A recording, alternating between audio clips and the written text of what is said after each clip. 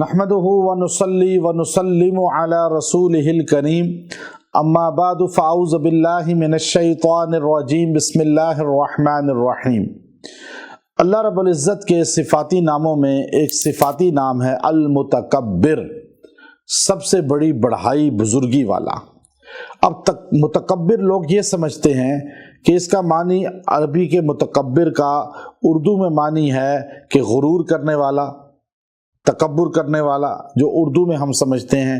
عربی کے معانی اردو میں کچھ اور ہوتے ہیں۔ ہم اردو میں تکبر بولتے ہیں اور متکبر بولتے ہیں۔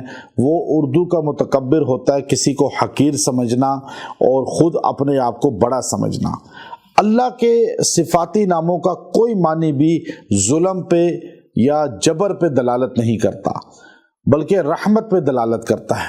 المتکبر کا معنی یہ نہیں ہے کہ اللہ مخلوق کو حقیر سمجھتا ہے، اللہ ان کے سامنے اپنے آپ کو بڑا سمجھتا ہے، غرور کرتا ہے۔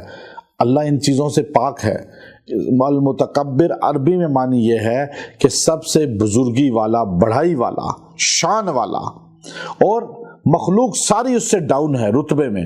جیسے مرد عورت کی جب اللہ نے کرایا تعارف قرآن میں الرجال قوامون علی النساء کہا، مرد عورتوں پر حاوی ہیں، حاکم ہیں، لیکن اس میں یہ نہیں کہا عورتیں پست ہیں، ان کا رتبہ ہی کوئی نہیں۔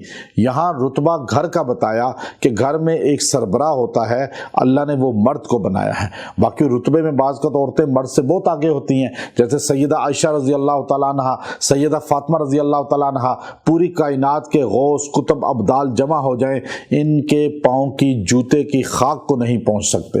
یہ ایسی شان والی دونوں ہماری مائیں ہیں۔ تو آپ دیکھیے کہ المتکبر اللہ کی وہ صفت ہے۔ اللہ یہ چاہتا ہے کہ یہ میرے کسی بندے میں یہ صفت نہیں آنی چاہیے۔ کوئی بندہ دعویٰ نہ کرے کہ میں متکبر ہوں۔ آپ نے فرمایا اللہ رب العزت نے حدیث قدسی میں کہ الکبر ردائی، یہ جو المتکبر صفت ہے یہ میری چادر ہے، اور جو یہ میری چادر لینا چاہتا ہے تو میں اس کو عذاب کے اندر مبتلا کر دیتا ہوں۔ تو اب تکبر کرنا اور اپنے آپ کو بڑا سمجھنا، انسانوں میں جب تکبر کا لفظ آئے گا اردو میں تو اس کا معنی ہوگا اپنے کو بڑا سمجھ کے دوسرے کو حقیر سمجھنا۔ یہ اللہ کو ناپسند ہے۔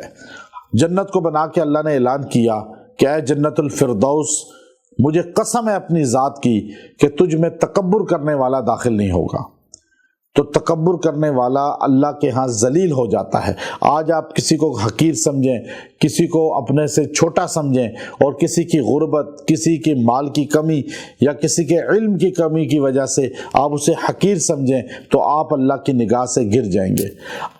المتکبر یا اللہ، یہ ایسا وظیفہ ہے جو بندہ اس کو روزانہ 100 مرتبہ پڑھے گا، اللہ تعالیٰ اسے مخلوق میں عزت والا بنا دیں گے، شان والا بنا دیں گے۔